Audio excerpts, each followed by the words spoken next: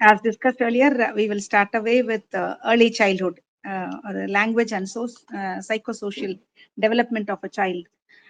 Just for our convenience sake, நான் வந்து அந்த ரெண்டு பிக்சர்ஸ், ஒன்று வந்து ஜான் பியாஜேஸ் அந்த ஃபர்ஸ்ட் பேஜ்ல வந்து இன்ட்ரடக்ஷன்ல I have added the two pictures of the pictorial representations of the different stages.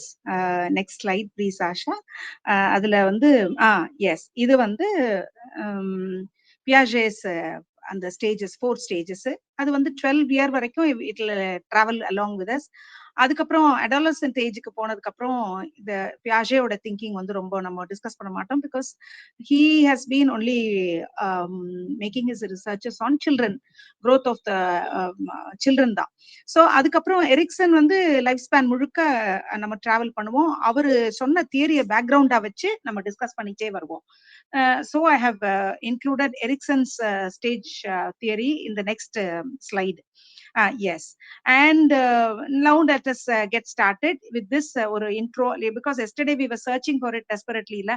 So idu irundhuta paravailla nenachen, adanaala I have included these two slides. Then we move along. namakku and Erickson's odula vandu namakku இந்த autonomy versus shame or doubt, அதுதான் அந்த toddler இயர்ஸ்ல இருந்து இந்த 3 years, அதுவும் கொஞ்சம் அந்த initiative versus guilt, because child is from 3 to 5. அந்த அடாலசன்ட் ஏஜ வந்து சாரி அந்த டாட்லர் ஏஜ் அது கிராஸ் பண்ணுது. சும்மா 1 or 2 அங்கங்க அந்த ஈகோசென்ட்ரிக் அதெல்லாம் மட்டும் we will discuss. Then we will move on to the third stage of Erikson, the initiative versus guilt. இதுல வந்து நெக்ஸ்ட் ஸ்லைடு ப்ளீஸ். இதுல வந்து நம்ம ஃபர்ஸ்ட் வந்து நம்ம 2 to 7 இயர்ஸ்ல இன்னைக்கு நார்மலா என்னெல்லாம் இருக்கோ, என்னெல்லாம் நம்ம டிஸ்கஸ் பண்ண போறோமோ அதுதான் வந்து இங்க ஜஸ்ட் ஒரு பாக்ஸ்ல இருக்குது.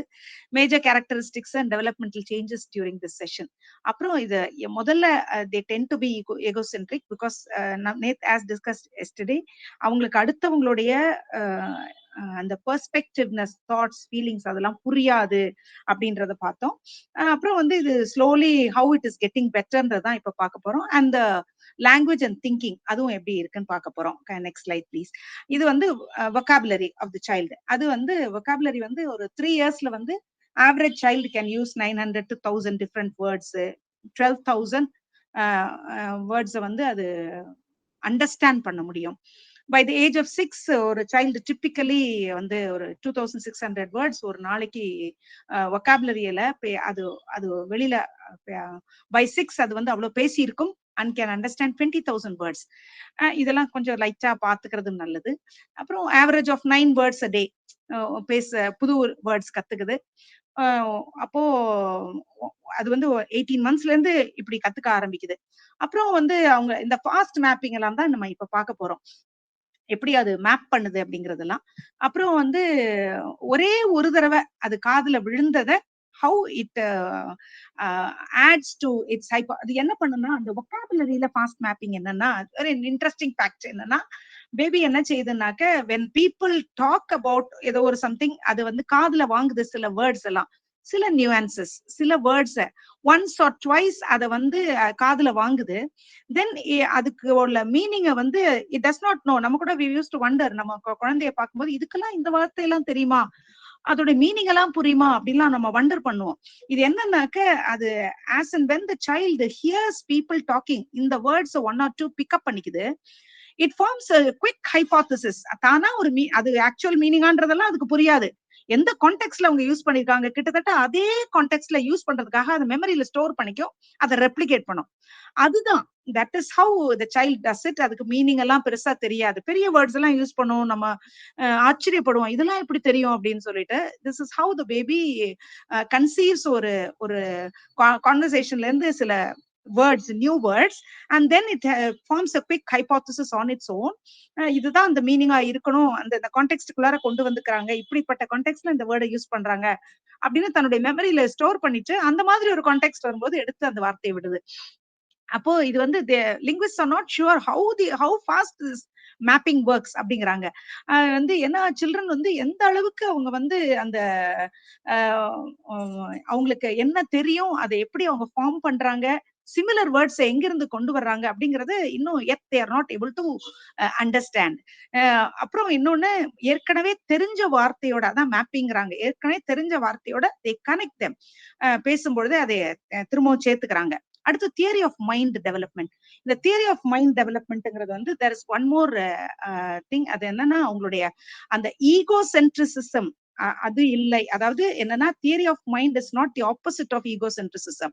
அதர்ஸுக்கு தாட் இருக்கு, பிலீஃப் இருக்குன்னு புரியுது, but it is not egocentrism உடைய ஆப்போசிட்ல. ஈகோ சென்ட்ரிசிசம்னா ஈகோ சென்ட்ரிசம்னா அடுத்தவங்களுடைய பெர்ஸ்பெக்டிவே தெரியாது. தியரி ஆஃப் மைண்ட் வந்து அடுத்தவங்களுடைய பெர்ஸ்பெக்டிவ் தெரிஞ்சிரும் அப்படின்னு நான் சொல்ல வரவே இல்லை. Because that is totally different. Theory of மைண்ட்ங்கிறது the child conceives others thoughts. அடுத்தவங்க யோசிக்கிறத கன்சீவ் பண்ணிக்குது. அவங்களுடைய பிலீஃப்ஸ், அம்மாவுக்கு என்ன பிடிக்கும், அப்பாவுக்கு என்ன பிடிக்கும், அதெல்லாம் பிலீஃப்ஸ், டிசைர்ஸ், அதை புரிஞ்சுக்குது. அப்போ இது வந்து என்ன பண்ணுது, this is so that is why I just wanted bracketல போட்டிருக்கேன், it is different from egocentrism. ஆனா இன்னொரு விஷயத்தையும் I want to stress here. egocentrismல வந்து இது வந்து egocentrismன்ற வார்த்தை, it is not that the child is selfish. அது நல்லா புரிஞ்சுக்கணும். அதாவது தன்னை பத்தி தான் தெரியும், அடுத்தவங்களுடைய perspective தெரியாதுங்கிறது does not mean that the child is selfish. It is a cognitive limitation. அந்த குழந்தைக்கு அவ்வளவுதான் அந்த குழந்தையோட மைண்ட்ல பெர்சீவ் ஆகும். அடுத்தவங்களுடைய அந்த பெர்செப்ஷன், அதாவது அவங்களுடைய நோக்கம், அவங்களுடைய திங்கிங் அது புரியாது. அந்த அந்த அளவுக்கு தான் அதனுடைய காக்னிட்டிவிட்டி டெவலப் ஆயிருக்கு. அதை புரிஞ்சுக்கணும் நம்ம. It is a difficulty in understanding others views. அதுதான் அதுல இப்ப இந்த 3 years to 6 yearsல தியரி ஆஃப் மைண்ட்ன்றது ஃபர்ஸ்ட் அடுத்த ஸ்டேஜ் ஆஃப் டெவலப்மெண்ட். இதுதான் slowly it will take you to அடுத்தவங்களுடைய பெர்ஸ்பெக்டிவ புரிஞ்சுக்கிறது. அப்போ இது வந்து ஒரு சின்ன ஸ்டேஜ். என்ன ஸ்டேஜ்னா, அடுத்தவங்க எங்கேயோ எங்க பிஹேவ் பண்ணாங்க, எங்க பேசுனாங்க, அத வாட்ச் பண்ணி ஒரு ரோல் பிளேல அதுவே பிளே பண்ணி பார்த்து, அங்கிருந்து அவங்களுடைய திங்கிங் என்ன, அவங்க டிசைர் என்ன, அத வந்து அழகா அது ஸ்கிரீன் பண்ணிக்குது. அது it starts understanding. That is how the theory of mind works in a child.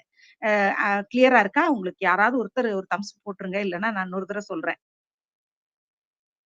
S, okay, thank you Asha. அடுத்து சாரி மேடம், ப்ளீஸ் கொஞ்சம் சொல்லுங்க மேடம் ப்ளீஸ். அதாவது திஸ் இஸ் ஈகோசென்ட்ரிசம் எல்லாருக்கும் தெரியும். ஈகோசென்ட்ரிசம்ன்றது வந்து ஒரு சைல்டுக்கு அதர்ஸ் உடைய பெர்ஸ்பெக்டிவ் என்னன்னே தெரியாது. ஈகோசென்ட்ரிசம்னா இன்னொன்னு நல்லா தெரிஞ்சுக்கணும், it is not that the child is selfish. அதனுடைய கோக்னிட்டிவ் லிமிட்டேஷன்னால தான், அதோடைய அண்டர்ஸ்டாண்டிங் அவ்வளவுதான் இருக்கிறதுனால தான் அதர்ஸ் பெர்ஸ்பெக்டிவ்ன்றது தெரியாது. இதுக்கு அடுத்த ஸ்டேஜ் அதர்ஸ் பெர்ஸ்பெக்டிவ் தெரிஞ்சுக்கிறதுக்கு முன்னால தியரி ஆஃப் மைண்ட் டெவலப்மெண்ட்னு ஒண்ணு இருக்குது. தியரி ஆஃப் மைண்ட் டெவலப்மெண்ட் என்னன்னா, அடுத்தவங்க செய்யறத, என்னைக்கோ பேசுனதையோ அவங்க அல்லது பிஹேவ் பண்ணதையோ அது இமிட்டேட் பண்ணி அது ஒரு சின்ன ரோல் பிளே ஆக்கிக்கிட்டு அது புரிஞ்சுக்கிறத வச்சு மற்றவங்களுக்கு சில தாட்ஸ் இருக்கு, மற்றவங்களுக்கு சில ஆசைகள் இருக்கு, மற்றவங்களுக்கு சில பிலீஃப்ஸ் இருக்கு, அதை தான் புரிஞ்சுக்குது. Not others viewpoint. இப்ப தெரியுதா? இப்ப புரிஞ்சா மேடம்? ஓகேயா? Okay madam, thank you madam. அடுத்தது grammar and syntax. Grammar and syntax பொறுத்த வரைக்கும் சில்ட்ரன் இப்போ வந்து இந்த ப்ளூரல் எல்லாம் யூஸ் பண்ண ஆரம்பிக்கிறாங்க. வி, யூ போத், அப்புறம் ஆல் மை அங்கிள்ஸ், அத மாதிரிலாம் பேச ஆரம்பிப்பாங்க. அடுத்து வந்து அவங்களுடைய பொசசிவ்னஸ், அதாவது இது this is mine, this is hers, அதெல்லாம் சொல்ல ஆரம்பிக்கிறாங்க. அதுக்கப்புறம் வந்து அவங்க இன்னொன்னு என்னன்னா, இந்த ஏ அண்ட் த அதெல்லாம் யூஸ் பண்ண ஆரம்பிக்கிறாங்க. சின்ன ப்ரோனவுன்ஸ் போட ஆரம்பிக்கிறாங்க, அட்ஜெக்டிவ்ஸ், ப்ரெபோசிஷன்ஸ் அதெல்லாம் ஆட் பண்ண ஆரம்பிக்கிறாங்க.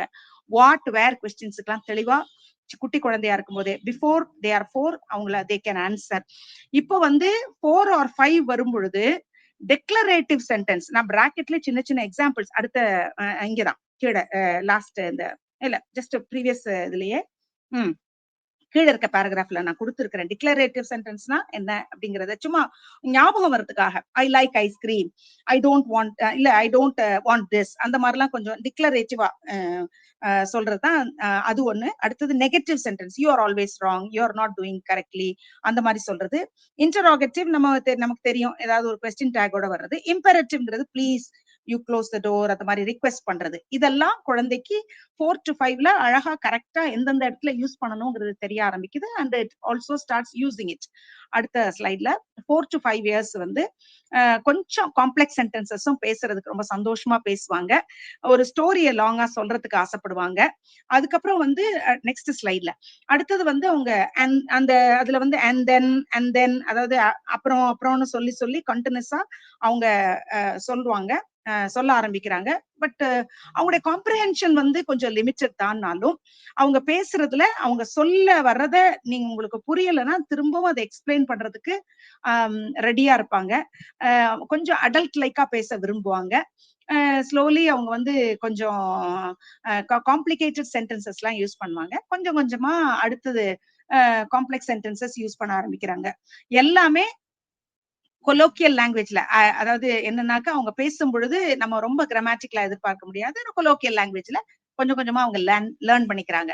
அடுத்தது பிராக்மேட்டிக்ஸ் அண்ட் சோஷியல் ஸ்பீச். இது பிராக்மேட்டிக்ஸ்ங்கிறது என்னன்னா practical knowledge of how to use language and communicate. இது வந்து அடுத்தது இது வந்து என்னன்னாக்க how to ask for things, how to tell a story or a joke, how to begin with or how to continue a conversation, எப்படி வந்து listener கிட்ட comment எப்படி அட்ஜஸ்ட் பண்ணி அவங்க சொல்ற கமெண்ட், அவங்களுடைய கமெண்ட்டுக்கு இது எப்படி பதில் சொல்ல முடியும், இந்த மாதிரி சோசியல். இதுல இன்னொரு விஷயம் வந்து இந்த குழந்தை கொஞ்சம் கொஞ்சமா எந்த அளவுக்கு ஆகுதுன்னாக்க முதல்ல 3 வயசுல வந்து அவங்க டாக்கட்டிவா இருக்கிறாங்க. அவங்களே அவங்க ஸ்பீச் பார்த்து அவங்க ரசிச்சுக்குவாங்க. அதுக்கப்புறம் கொஞ்சம் வந்து அவங்கள யாராவது புரிஞ்சுக்கல அவங்க பேசுறத அப்படின்னாக்க அதை எக்ஸ்பிளைன் பண்ண ஆரம்பிக்கிறாங்க. 4 year old ஆகும் பொழுது எஸ்பெஷலி கேர்ள்ஸ் வந்து கொஞ்சம் இன்னும் கொஞ்சம் நிறைய பேசுவாங்க.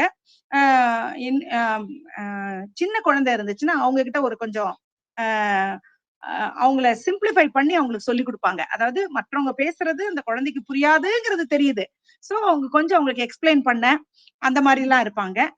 அப்புறம் இந்த பிஃபோர் ஆஃப்டர் நெக்ஸ்ட் டைம் அந்த வார்த்தையெல்லாம் யூஸ் பண்ண ஆரம்பிக்கிறாங்க 4 year oldல. when the child becomes 5 years old, அது வந்து என்னன்னாக்க மெதுவா வந்து லிசனர் என்ன அவங்களுக்கு எப்படி அவங்களுக்கு புரிய வைக்கணுமோ அதை புரிய வைக்கிறாங்க. பொலைட் லாங்குவேஜஸ் யூஸ் பண்றாங்க. அடுத்து 1 டசன் தடவைனாலும் அவங்க பேசுறது அடுத்தது கண்டினியூ பண்ண தெரியும் அவங்களுக்கு. அதாவது ஒரு கான்வர்சேஷன் அப்படியே ஸ்டிக் ஆன் பண்ணி கேரி ஆன் பண்ணி லென்த்தியா கொண்டு போற வரைக்கும் அவங்களுக்கு தெரியுது. அந்த அவங்க பேசுற அந்த பார்ட்னர் கம்ஃபர்டபுளா இருந்தா எவ்வளவு நேரம் வேணாலும் அவங்க கதை பேசுற அளவுக்கு தே க்ரோ. அதுதான் அந்த பிராக்மேட்டிக் ஸ்பீச், அடுத்தவங்கள்ட்ட சோசியலா அவங்க பேசுறது. பிரைவேட் ஸ்பீச் அடுத்தது. பிரைவேட் ஸ்பீச் வந்து child talking to it's own self. அது என்னன்னாக்க எப்பயுமே வந்து இந்த குழந்தை 4 to 10 year old வரைக்குமே இந்த பிரைவேட் ஸ்பீச் இருக்கும். என்னன்னா பேசும்போதே அம்மா கிட்டே சொல்லும், first I will put on my shoes then my socks. அது அப்படி சொல்லிக்கிட்டே இருக்கும், ரிஹர்சல் சொல்ற மாதிரி. அது வந்து தன்னுடைய ஆக்ஷன்ஸ் வந்து அது அப்படியே பேச்சாக்கி அதை ஆர்கனைஸ் பண்ற மாதிரி. இது எங்க ஆரம்பிக்குது அப்படின்னு பார்த்தாக்க சைல்டோடைய கிரிப் டாக்ல இருந்து. அதாவது படுத்திருக்கும் பொழுது குழந்தை தூங்குறதுக்கு முன்னால தொட்டில்ல இருக்கிற குழந்தை கூட தானா ஏதாவது பேபிள் பண்ணிட்டே இருக்கும். அப்புறம் கொஞ்சம் பெருசாகும் போது ஏதாவது நரேட் பண்ண இஷ்டப்படும், நைட்ல ஏதாவது கதை பேச இஷ்டப்படும் அப்பா அம்மாட்ட.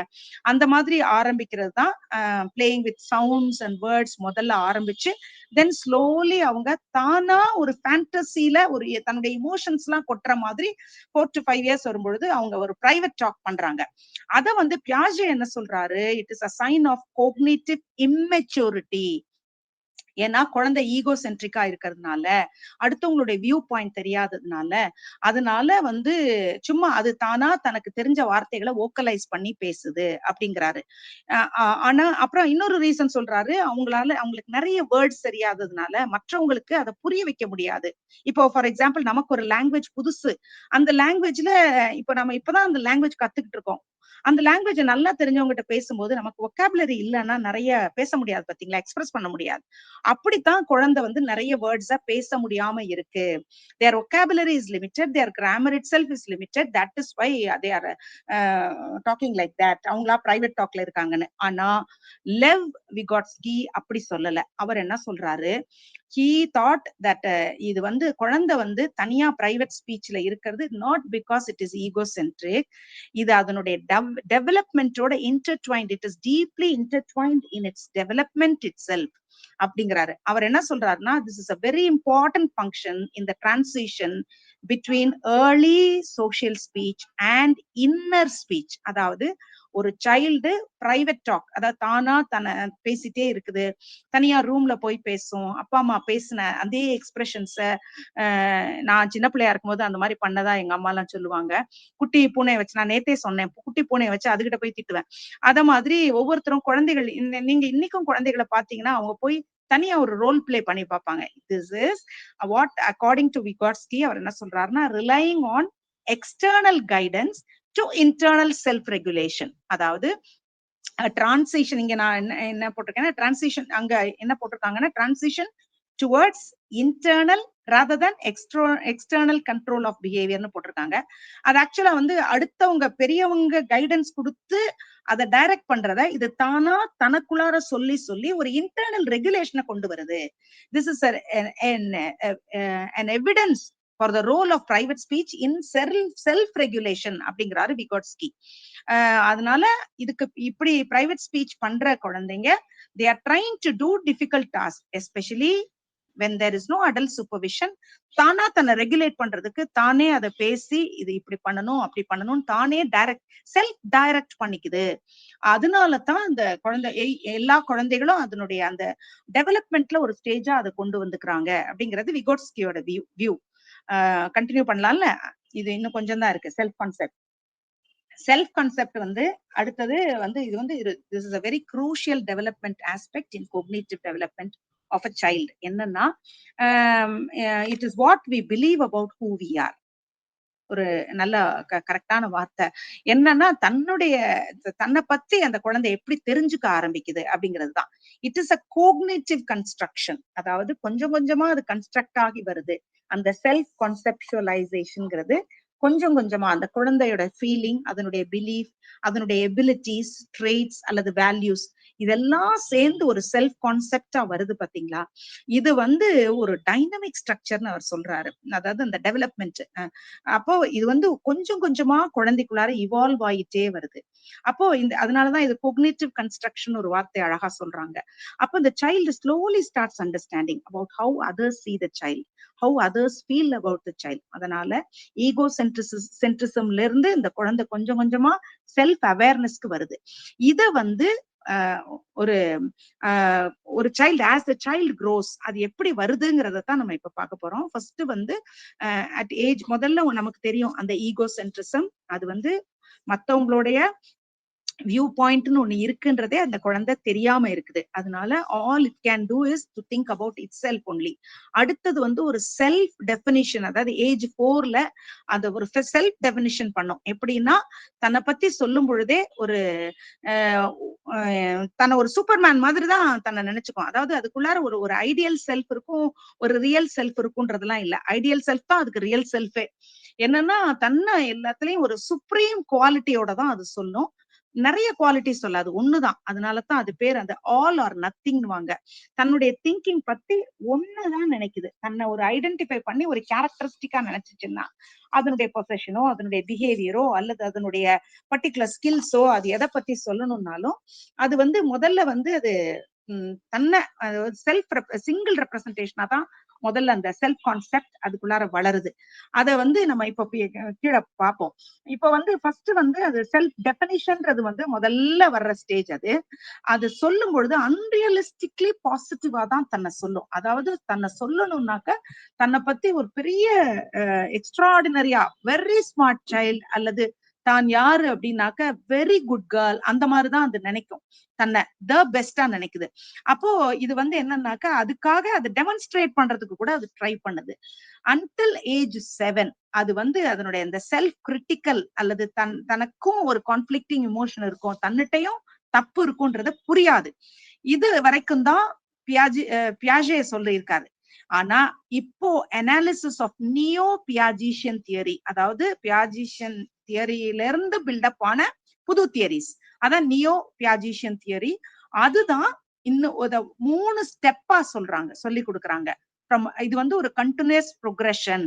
ஒரு செல்ஃப் பத்தி தன் ஈகோ சென்ட்ரிஸ்டிக் சைல்டு, தன்னை பத்தியே மட்டுமே நினைச்சிருக்க சைல்டு அதர்ஸ் பெர்ஸ்பெக்டிவ புரிஞ்சுக்கிட்டு செல்ஃப் கான்செப்சுவலைஸ் பண்ணிக்கிட்டு தான் யாருங்கிறத தெரிஞ்சுக்கிட்டு செல்ஃப் கிரிட்டிக்கலா மாறி தன்னிட்டையும் கான்ஃபிளிக்ஸ் இருக்குன்றத புரியுற ஸ்டேஜ் வந்து it is a continuous progression அப்படிங்கிறாங்க. அப்போ ஒரு 4 வயசு குழந்தை என்ன செய்யுதுன்னா, ஃபர்ஸ்ட் இந்த சிங்கிள் ரெப்ரசன்டேஷன் நான் சொன்னேன், தன்னை பத்தி ஒண்ணுதான் சொல்லும். தன்னை அது அந்த சைல்ட எக்ஸ்பிளைன் பண்ணும் பொழுது they represent themselves as an isolated one dimensional character. அதனாலதான் இந்த கான்செப்ட் பேரு ஆல் ஆர் நத்திங் கான்செப்ட். அதாவது அவங்களால ஒண்ணுதான் சொல்ல முடியும், அந்த மாதிரிதான். அடுத்தது இது மெதுவா ரெப்ரசன்டேஷனல் மேப்பிங்கா மாறுது. இதுவும் ஒரு அடுத்த நியோ பியாஜிஷியன் டெர்மினாலஜி. பியாஜே சொல்லல, அவர்கிட்ட இருந்து உருவான அவருடைய திங்கிங் வரைக்கும் வந்துட்டு அதுல இருந்து டெவலப் ஆன புது terminologies, others who have made upon worked upon his அந்த அவருடைய கான்செப்டை வச்சு மேல ஒர்க் பண்ணவங்க டிசைட் பண்ணி சொல்றது.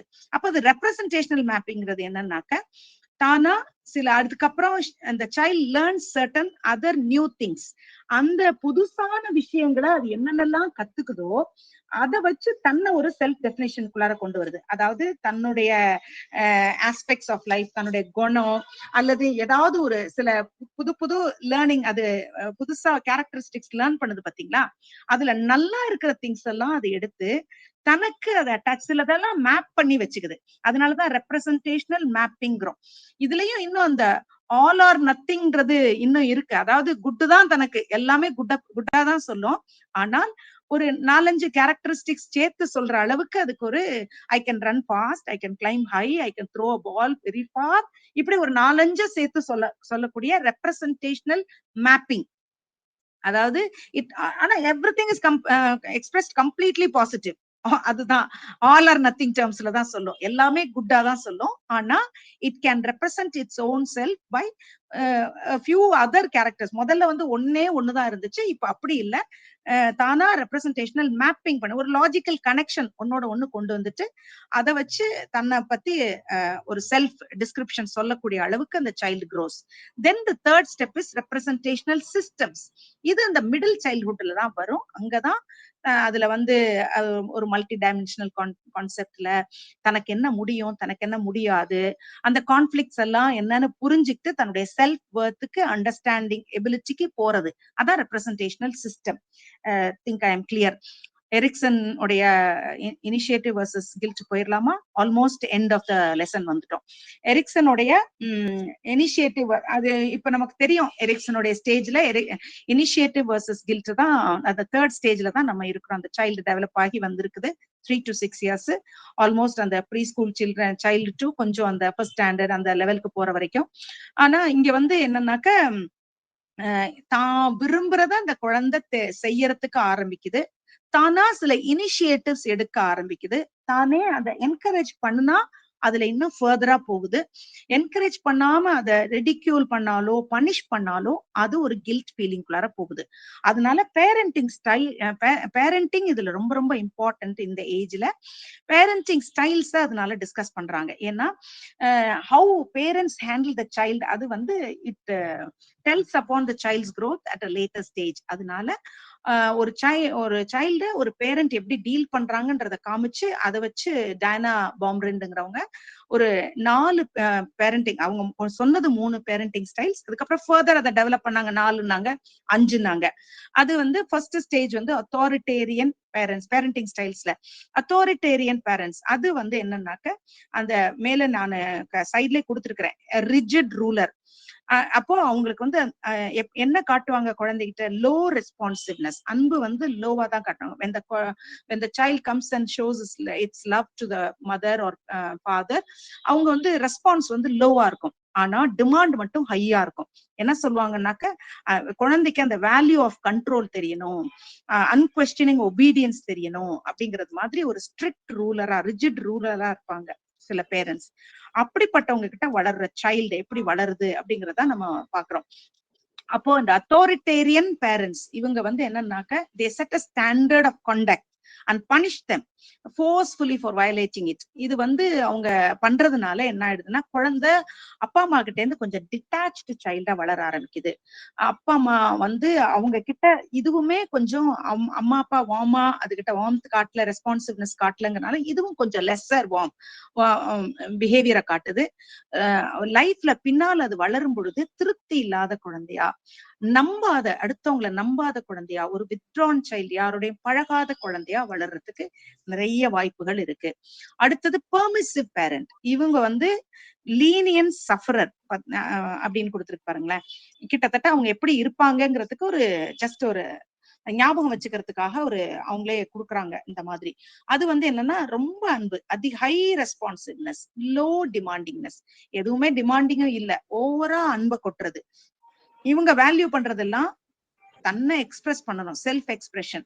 இவங்க வேல்யூ பண்றதெல்லாம் குழந்தை தானா ரெகுலேட் ஆயிக்கும், செல்ஃப் ரெகுலேஷன். இதைத்தான் அவங்க நினைக்கிறாங்க. They make few demands to the children and they show a lot of love to the children. when they do make many mistakes, அத வந்து சரி அது வந்து ரூல்ஸ் மட்டும் உங்களுக்கு சொல்றாங்க, அதோட அவ்வளவுதான். இந்த குழந்தை வந்து தானே தான் டிசைட் பண்ணிக்கணும் whether to follow it or not. they are very warm, non controlling and undemanding. இதனால என்ன ஆயிடும்னா, குழந்தை பின்னால வளரும் பொழுது ஒரு இம்மெச்சூர் சைல்டா வளருது. அதிகமா அது வந்து தன்னுடைய அக்ரெசிவ்னஸ் எல்லாம் ரொம்ப அதிகமா காட்டும், செல்ஃப் கண்ட்ரோல் இருக்காது. அண்ட் லீஸ்ட் எக்ஸ்ப்ளோரேட்டரி, அதாவது புதுசா ஏதாவது ஒண்ணு போய் எக்ஸ்ப்ளோர் பண்றதுக்கெல்லாம் அதுக்கு முன்னால வராது அப்படிப்பட்ட குழந்தை. அடுத்தது அத்தாரிட்டேட்டிவ் பேரண்ட்ஸ். அத்தாரிட்டேரியன் முதல்ல சொன்னேன், இப்ப அத்தாரிட்டேட்டிவ். அத்தாரிட்டேட்டிவ் பேரண்ட்ஸ் வந்து தே ஆர் டெண்டர் டீச்சர். அதாவது நல்ல அன்பும் காட்டுவாங்க, நிறைய high responsiveness, at the same time high demandingness. குழந்தைகிட்ட நிறைய எதிர்பார்க்கவும் செய்வாங்க. அப்போ இங்க என்ன வேல்யூ பண்றாங்க அவங்க அப்படின்னாக்க, சைல்ட்ஸ் இண்டிவிஜுவாலிட்டி. அதே சமயத்துல சோசியல் கன்ஸ்ட்ரெயின்ட், இந்த உலகத்துல என்னெல்லாம் ஸ்ட்ரெஸ் இருக்கு, இது சோசியல் கன்ஸ்ட்ரெயின்ஸ் இருக்கோ அதை ஸ்ட்ரெஸ் பண்றாங்க. இது ரெண்டுமே அவங்க காட்டுறதுனால குழந்தை ஒரு நல்ல கான்பிடென்ட் சைல்டா டெவலப் ஆகி வருது. They are loving and accepting, but also at the same time they are demanding. அதாவது குட் ஸ்டாண்டர்ட்ஸ் வந்து சைல்ட், அதுகிட்ட குட் பிஹேவியர் எதிர்பார்க்கிறாங்க. They are firm in maintaining the standards and are willing to impose limited judicious punishments. போய் அவங்களை ஹார்ஷா பனிஷ்லாம் பண்ணாம ரொம்ப ஜுடிஷியஸா punishment கொடுத்து அதுக்கான காரணத்தையும் சொல்லி அவங்களுக்கு வந்து அந்த ஒரு சப்போர்ட்டிவ் ரிலேஷன்ஷிப்பை மெயின்டைன் பண்றாங்க. இப்படிப்பட்ட பேரண்ட்ஸ் கிட்ட இருந்து வளர்ற குழந்தை நல்ல ஹைலி செக்யூர்ட் சைல்டா வருது, செல்ஃப் கண்ட்ரோல்டு சைல்டா வருது, செல்ஃப் ரிலையன்ட் சைல்டா வருது, செல்ஃப் அசர்ட்டிவ் சைல்டா வருது, எக்ஸ்ப்ளோரேட்டரி சைல்டா வருது, கண்டென்டட் சைல்டா வருது. இதுதான் இதுல வந்து ஃபோர்த் ஒரு Eleanor Maccabee and John Martin அவங்க ஒரு ஃபோர்த் பேரண்டிங் ஸ்டைல இதுல ஆட் பண்றாங்க. அது என்னன்னா, அன்இன்வால்வ்டு ஸ்ட்ரேஞ்சர், லோ ரெஸ்பான்சிவ், அன்பும் அதிகம் இல்ல, நீ எக்கேடோ கெட்டு போன்ற மாதிரி, லோ டிமாண்டிங்னஸ். இது பெரும்பாலும் எப்படிப்பட்ட பேரண்ட்ஸ் கிட்டே இருந்து வருதுன்னு சொன்னாக்க, எங்க வந்து அந்த பேரண்ட் வந்து ஒரு ஸ்ட்ரெஸ்லயோ டிப்ரெஷன்லயோ போறாங்களோ, அல்லது டிவோர்ஸ் ஆகி குழந்தை அந்த சின்ன குழந்தையா இருக்கிற அந்த குழந்தைய வளர்க்க பிடிக்காம இருக்கிறவங்க, அந்த மாதிரி ஒரு நெக்லெக்ட்ஃபுல் பேரண்டிங் இருக்கிற மாதிரி இருக்கிற இடத்துல எல்லாம் குழந்தைங்களும் வளரும் பொழுது பிஹேவியோரல் டிஸார்டர்ஸோட வர்றாங்க. அடலசன்ட் ஏஜ்ல இவங்க கொஞ்சம் அன்கன்ட்ரோலபிளா வர்றாங்க. there is also a fifth type, latest psychologist கொண்டு வர்றது. யாராவது ஒருத்தர் சொல்லலாமே என்னன்னு பேரு, if you know. இப்போ அடிக்கடி சொல்ற வார்த்தை ஒரு வார்த்தை சொல்லிட்டு இருக்காங்க இந்த பேரண்டிங் சொல்லும் போதெல்லாம், அந்த fifth type. Anyone? Single parenting. Single parenting, yes. ஆனா அது வந்து பேரண்டிங் ஸ்டைல் சொல்றாங்க, ஒரு விதமான பேரண்டிங். அடிக்கடி இப்போ இந்த வார்த்தை சொல்றாங்க, இந்த அத்தாரிட்டேட்டிவ் அந்த மாதிரி டிமாண்டிங் அந்த மாதிரி இருக்க மாதிரியே ஒரு பேரண்டிங். நான் சொல்றேன், ஹெலிகாப்டர் பேரண்டிங் கேள்விப்பட்டிருக்கீங்களா? Helicopter parenting, always hovering over the child. எப்ப பார்த்தாலும் என்ன பண்ணாலும் கூடவே நிக்கிறது, எல்லாமே இவங்க பண்ணி கொடுக்கறது, இவங்களே எல்லாம் பண்றது, இவங்களே அந்த குழந்தைய ப்ரொடெக்டிவா அப்படியே கொண்டு போறது, அந்த மாதிரி இருக்கிறது. இது ஒரு ஃபிஃப்த் வெரைட்டியா சொல்றாங்க, ஜஸ்ட் ஃபார் யுவர் இன்ஃபர்மேஷன். அடுத்தது ரிலேஷன்ஷிப் வித் அதர் சில்ட்ரன். இவங்க என்ன பண்றாங்கன்னாக்க அந்த சிப்ளிங்ஸோட அந்த குழந்தைங்க எப்படி எல்லாம் பழகுறாங்கன்றத வந்து ஸ்டடி பண்ணி அத நமக்கு சொல்றாங்க. ஏன்னா ஹவு சோஷியல் தே ஆர்ங்கிறதுக்கு. அப்போ சில்ட்ரன் நார்மலா என்ன பண்றாங்கன்னாக்க ரிலேஷன்ஷிப் வித் சிப்ளிங்ஸ் வந்து யூஸ்வலா இந்த ஸ்டேஜ்ல வந்து ரொம்ப ரொம்ப முக்கியம். ஏன்னா குழந்தை இனிமே போக போறதெல்லாம் சோசியல் ஃபீல்டுக்கு வேர்ல்டுக்குள்ளார. அப்படி இருக்கும் பொழுது அவங்க ஒரு அக்ரெசிவ் பிஹேவியரோட போகக்கூடாது அப்படிங்கிறதுனால அவங்களுடைய அந்த டெவலப்மெண்ட்ல நம்ம வந்து அது தன்னுடைய அந்த ஒரு எஃபிஷியன்சிய இன்க்ரீஸ் பண்ணிக்கிறதுக்கு செல்ஃப் எஃபிகசி போட்டிருக்குல்ல, அது மாதிரி எஃபிஷியன்சியை இன்க்ரீஸ் பண்ணிக்கிறதுக்கு அதுக்கெல்லாம் வந்து how they mingle with their friends and how they mingle with siblings is very important. அதுல சிப்ளிங்ஸ் பாத்தீங்கன்னாக்க ஒரு 40 பேர் ஆஃப் சில்ட்ரனை உட்கார வச்சு 2 and 4 year old சிப்ளிங்ஸ் உட்கார வச்சு பார்த்தா அவங்களுக்குள்ளார அந்த ப்ராப்பர்ட்டி டிஸ்பியூட் இருக்கு பாருங்க, அதுதான் பெரும்பாலும் என்னோடது உன்னோடது அப்படிங்கறதுலதான் பெரிய சண்டை. எவ்ரி 15 மினிட்ஸ் ஒரு 9 hour உட்கார்ந்து அப்சர்வேஷன் பண்ணா every 15 invariably about every 15 minutes அந்த சண்டை வருது அப்படிங்கிறாங்க. இது இந்த சிப்ளிங் ரைவல்ரி அது நேச்சுரலா குழந்தைங்களுக்கு உண்டாகும். ஆனால் தட் இஸ் ஆல்சோ ஹெல்தி இது ஒரு ஒரு ரிலேஷன்ஷிப் அப்படிங்கிறாங்க. பிகாஸ் அஃபெக்ஷனும் அவங்களுக்குள்ளார வரும். பிளஸ் தே லேர்ன், அந்த போட்டியில தே லேர்ன் அ லாட் அப்படிங்கிறாங்க. அடுத்தது அவங்களுக்குள்ளார இன்ட்ரெஸ்ட், நாட் ஓன்லி அந்த rivalry, they also have affection, interest, companionship, ஒருத்தர் இன்ஃப்ளூயன்ஸ் பண்ணுவாங்க அப்படிங்கிறது. அதுக்கப்புறம் வந்து they also learn some prosocial behaviours when they are with the siblings. அது கொஞ்சம் கொஞ்சமா அவங்க வந்து அந்த பிஹேவியரும் வித்தியாசமா அவங்க டெவலப் பண்ணிக்கிறாங்க. அதுலயும் பர்டிகுலரா சேம் செக்ஸ் சிப்ளிங்ஸ் வந்து கொஞ்சம் நல்லா they get along, particularly girls they get along with each other, கொஞ்சம் நல்லா கெட் அலாங் பண்ணிக்குவாங்க, கொஞ்சம் சமாதானமா விளையாடிக்குவாங்க. அப்புறம் வந்து இன்னும் இது வேற என்ன quality of relationship with brothers and sisters, இது வந்து பின்னால அவங்களுடைய அதர் சில்ட்ரனோட இருக்கிற ரிலேஷன்ஷிப்புக்குள்ளாரையும் போகும். அது என்னன்னா ஒரு அக்ரெசிவ் சைல்டா ஒரு 2 பேருமே அக்ரெசிவா சண்டை போட்டுக்கிட்டு வீட்டுல வளர்ந்தாங்கன்னா வெளியில ஃப்ரெண்ட்ஸ் கிட்ட வரும்பொழுது அவங்க அக்ரெசிவா பிஹேவ் பண்ணுவாங்க. when a child is dominated by another sibling, அதாவது இப்ப ஒரு குழந்தை குட்டி குழந்தையா அண்ணன் வந்து எப்பப்பா டாமினேட் பண்ணிட்டே இருந்தான்னா இந்த குழந்தை வெளியில போய் இது டாமினேட் பண்ணுமா அதோடைய பிளேமேட்ட.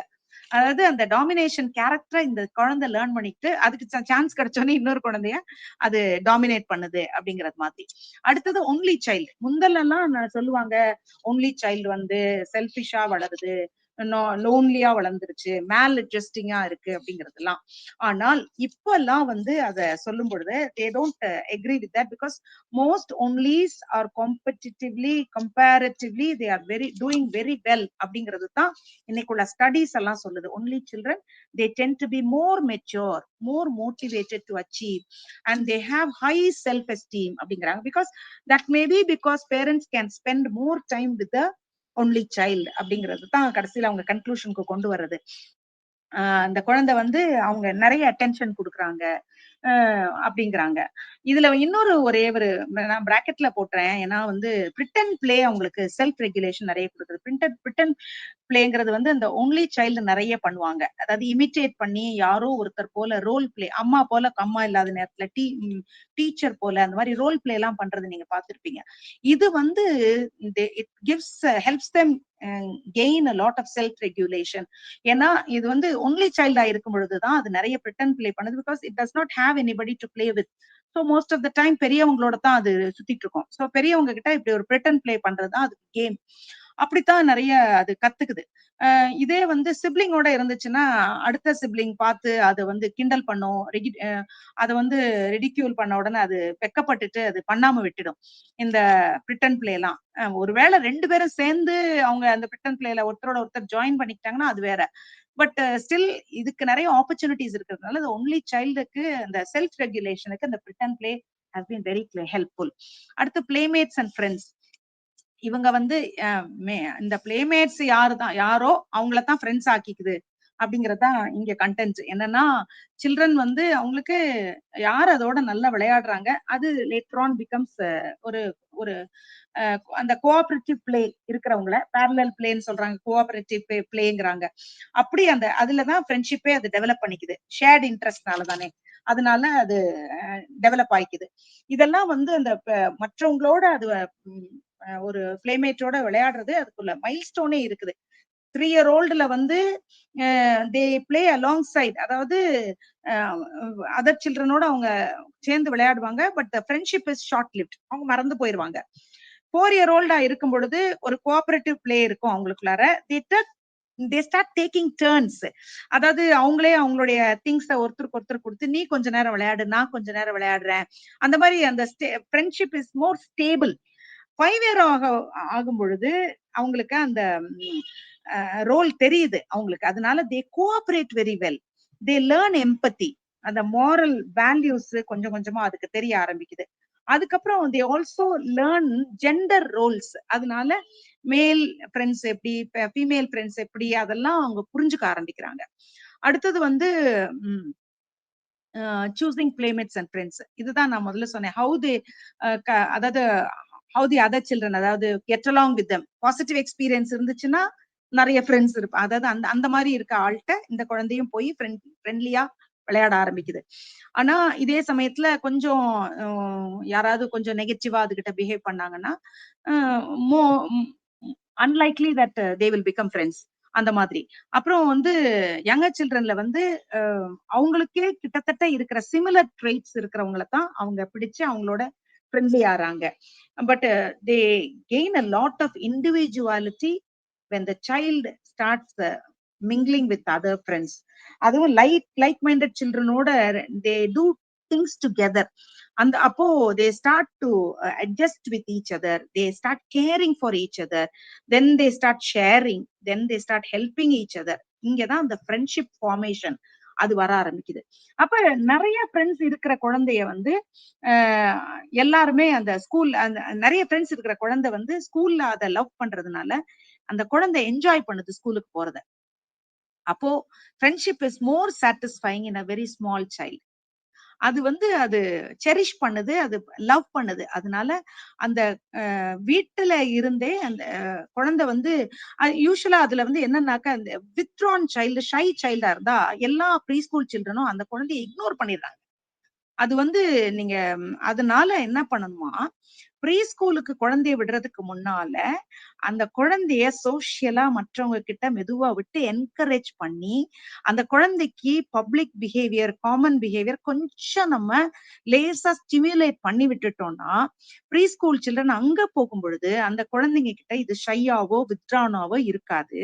அப்ப நேச்சுரலி அதை தேடி மற்ற ஃப்ரெண்ட்ஸ் வருவாங்க. அப்ப அதனுடைய செல்ஃப் கான்பிடன்ஸ் அந்த அது கொஞ்சம் டெவலப் ஆகும். இல்லைன்னா அந்த withdrawn child she or he will be like a lost child. இதுதான் அது நம்ம இதுல இருந்து இருக்கிற அந்த கியூ புரிஞ்சுக்கணும். they learn to negotiate, they learn to compromise, they learn to be social beings. அத வந்து எப்படின்னா இங்க நம்ம லேசா இன்ஸ்டிகேட் பண்ணி விடணும் before the child goes to a preschool even. அது வந்து கொஞ்சம் அவங்கள சோசியலா அவங்கள மூவ் பண்ண விட ஆரம்பிக்கணும், அவங்கள என்கரேஜ் பண்ண ஆரம்பிக்கணும். அப்புறம் பாத்தீங்கன்னாக்க அது அந்த அந்த வித்ட்ரான்னஸ், ஷைனஸ் அதெல்லாம் போயிடும். அதே மாதிரி இந்த அக்ரெசிவ் சில்ட்ரன் அல்லது டிமாண்டிங் சில்ட்ரனையும் அவங்க வந்து ப்ரீ ஸ்கூலுக்கு போனாங்கன்னாக்க தே ஹாவ் மோர் குவாரல்ஸ். அதனால வந்து நம்ம வெல் லைக்டு ப்ரீ ஸ்கூலர் இதெல்லாம் குழந்தைங்க கிட்ட அஃப்கோர்ஸ் இம்போஸ் பண்ண முடியாது, என்கரேஜ் பண்ண முடியும். என்கரேஜ் பண்ணி minimise further conflicts later on. அந்த நிறைய கான்ஃபிளிக்ஸ் இருக்கிற சைல்ட வந்து ஒருவேளை நீங்க இருக்க மாட்டீங்க அந்த நேரத்துல, குழந்தைங்க எல்லாம் இருக்கும்போது 4-5 குழந்தைங்க ரிஜெக்ட் பண்ணும் பொழுது அந்த குழந்தை வந்து she or he will feel lost. அதனால இந்த வெல் லைக்டு ப்ரீ ஸ்கூலர்ஸ் நீங்க பாத்தீங்கன்னா பேரண்ட்ஸும் டீச்சர்ஸும் சோசியலா நல்லா அந்த குழந்தைய அது ஆங்கரை ஹேண்டில் பண்ண அல்லது சோசியலா காம்பீட்டன்டா வளர்க்குறவங்கள தான் அந்த மாதிரி இருக்கிற குழந்தைங்க தான் கிண்டர் கார்டன்லயோ ப்ரீ ஸ்கூல்லயோ அவங்க நல்லா கோப்பப் பண்ணி வர்றதை பார்க்க முடியும். சோ இதுதான் அந்த அந்த சின்ன அந்த ஃபேப்ஸ் அண்ட் ஈசன்பர்க் பேசுறது. இவங்க நிறைய அதை பத்தி டிஸ்கஸ் பண்றாங்க. அப்படி டிஸ்கஸ் பண்ணும்போது அவங்க சொல்றது அந்த பிளேமேட்ஸ் நிறைய வந்துட்டாங்கன்னா அவங்களுக்கு சோசியல் அட்ஜஸ்ட்மெண்ட் நிறைய இருக்கும். ஆனா அந்த பிளேமேட்ஸ் வர்றதுக்கே அந்த குழந்தைக்கு கொஞ்சம் அது முன்னாலேயே கொஞ்சம் சோசியலா அது நகர்ந்திருக்கணும் அப்படிங்கிறது. அடுத்தது characteristics and benefits of friendships. இதுதான் அது அவங்களுடைய மோர் பாசிட்டிவ் இன்ட்ராக்ஷன்ஸ் இருக்கும். Later on they learn how to adjust with children, other children. அதுக்கப்புறம் இந்த children with friends tend to enjoy school more. அதெல்லாம் முதல்ல நம்ம சொன்னது. அடுத்தது தன்னுடைய அந்த செல்ஃப் வேலிடேஷன்ல வந்து அது ஹாப்பியா ஃபீல் பண்ணுச்சுன்னா ஸ்கூல்ல பத்தியும் அது நல்லா திங்க் பண்ண ஆரம்பிக்கும், ஃப்ரெண்ட்ஸை பத்தி நல்லா திங்க் பண்ண ஆரம்பிக்கும். அது வந்து ஹெல்ப்ஸ் தெம் க்ரோ. அதாவது நல்லா, அதாவது அந்த செல்ஃப் கான்பிடன்ஸ்ல அவங்கள நல்லா க்ரோ பண்ண வைக்கும். That is all about the 7th lesson. ஏதாவது டவுட் இருந்தா ஒரு ஃபியூ மினிட்ஸ் உடனே நம்ம 8th லெசன் போயிடலாமா? ஏதாவது இருக்கா? இல்லைன்னா 8th லெசன் டக்குன்னு போயிடலாம். Middle and late childhood, physical and cognitive developments ரெண்டு மட்டும் தான் இதுல பாக்குறோம். இப்போ இப்போ இப்போ இப்போ பார்க்க முடியுதுன்னு நினைக்கிறேன். இல்ல, எனக்கு முடியல. எஸ், தேங்க்யூ, நானும் எடுத்துக்கிறேன். Thank you so much. இது வந்து ஃபர்ஸ்ட் எடுத்த உடனே அது பிசிக்கல்ன்றதுனால அந்த குழந்தையோட ஸ்கெலிட்டல் அண்ட் மஸ்குலர் சிஸ்டம். இது வந்து மிடில் அண்ட் லேட் சைல்ட்ஹுட், அதாவது நம்ம 6ல இருந்து 11 இயர்ஸ் அந்த 5 இயர் கேப்ல உள்ள சில்ட்ரனுக்கு. டியூரிங் எலிமெண்டரி ஸ்கூல் இயர்ஸ்ல children grow at an average of 2 to 3 inches a year until the age of 11. அதுல குழந்தைங்க கேர்ள்ஸ் தான் ஃபர்ஸ்ட் அந்த சமயத்துல ஸ்பர்ட் ஆஃப் growth இருக்கும். டில் பியூபர்ட்டி கேர்ள் சைல்டு நிறைய டாலரா வளருவாங்க. பாய் சைல்டு ஒரு சும்மா கொஞ்சம் ஸ்லைட்டா கம்மியா தெரிவாங்க. அப்ப இங்க வந்து சில்ட்ரனுடைய legs become longer, trunks become slimmer. அதுக்கப்புறம் during the middle and late children இயர்ஸ்ல வந்து அவங்க வந்து கிட்டத்தட்ட எவ்ரி இயர் வந்து ஒரு 3 kg 4 kg இம்ப்ரூவ் ஆக ஆரம்பிக்கிறாங்க. வெயிட் வந்து மெயினா வந்து அவங்களுடைய ஸ்கெலிட்டல் மஸ்குலர் சிஸ்டம்ஸ்னால கெயின் ஆகிற வெயிட். அதுக்கப்புறம் வந்து அவங்களுடைய அந்த ஆசிஃபேக்ஷன் ப்ராசஸ் ஆஃப் போன் ஹார்டனிங் இங்கதான் நடக்குது. அப்ப இங்க இருக்கிற அவங்களுடைய போன்ஸ் எல்லாம் நல்லா ரொபாஸ்டா வளர ஆரம்பிக்குது. அப்புறம் அவங்களுடைய அதனால அவங்களுடைய cross and fine motor skills எல்லாம் நல்லா வருது. கிரேட்டர் கோஆர்டினேஷன், அவங்களுக்கு அந்த ஐ ஹேண்டு அதெல்லாம் அந்த கோஆர்டினேஷன்லாம் வரும். இங்க no more baby fat, no more இந்த நாக் நீ தத்தி நட போடுறதெல்லாம் இல்ல. எல்லாம் ஃபர்மா அவங்களுடைய பிஹேவியர், அதாவது அந்த அவங்களுடைய போஸ்டர்ஸ் எல்லாம் வர ஆரம்பிக்குது. இந்த மஸ்குலர் ஸ்ட்ரென்த்தும் நல்லா வர ஆரம்பிக்குது.